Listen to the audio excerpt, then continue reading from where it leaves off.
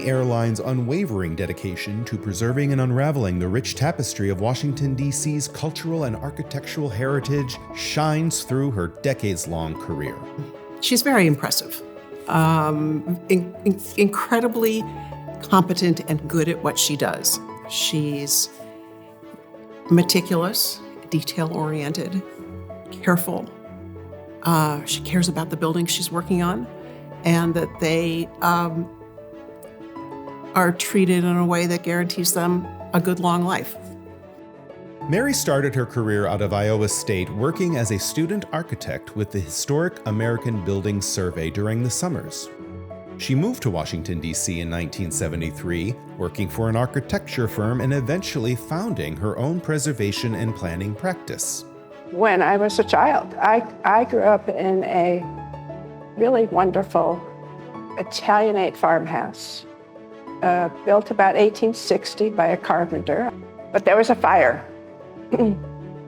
And my parents, instead of repairing what they thought was an old, crappy house, chose to take the insurance money and build new. You know, I watched the demolition of that house with tears. But I think that really was the beginning of thinking that there were things that needed to be saved, you know, that we need to carry on that tradition of. As a preservation architect, her expertise encompassed a wide array of commissions with a specialization in materials conservation.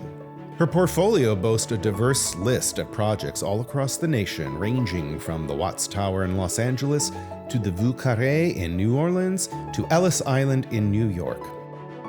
Mary was just a delight to work with, and so professional, very knowledgeable, and she was able to deal with many situations very calmly, very quietly, in a sense, you know. I always said she did a better job at that than I did. In Washington, Mary worked on national landmarks like the U.S. Capitol, U.S. Supreme Court, and the Russell Senate Office Building. Mary's advocacy efforts have been instrumental in raising awareness about the importance of preserving our architectural heritage.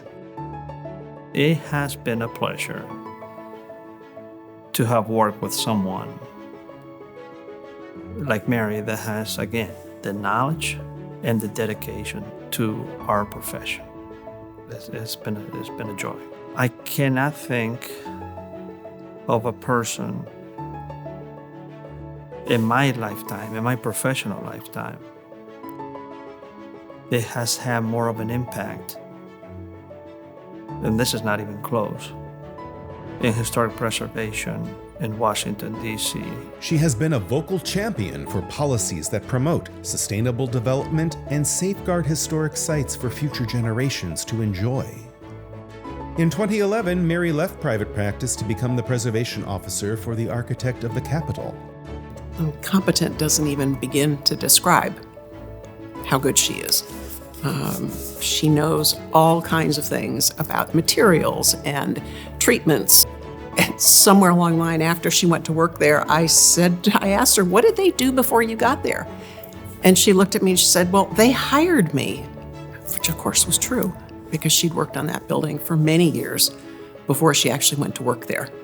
AOC is responsible for the Capitol, all of the House and Senate office buildings, Library of Congress, Supreme Court, Botanic Gardens. So it's like 15.5 million square feet of building. About 13 million of that is historic. It was such great fun, because every day was a new adventure. Mary retired in 2023, but her passion and commitment have safeguarded and rehabilitated countless historic properties so they remain vibrant parts of our collective memory. I don't know how to describe it, that feeling you get of someone's been here before me and they've left a legacy for me. They've left the feeling of their lives. So it's important that we can walk down the street and experience historic buildings and know that people have been here before us and they've experienced what I'm experiencing in a similar way. Gives you a sense of place, of being, of belonging.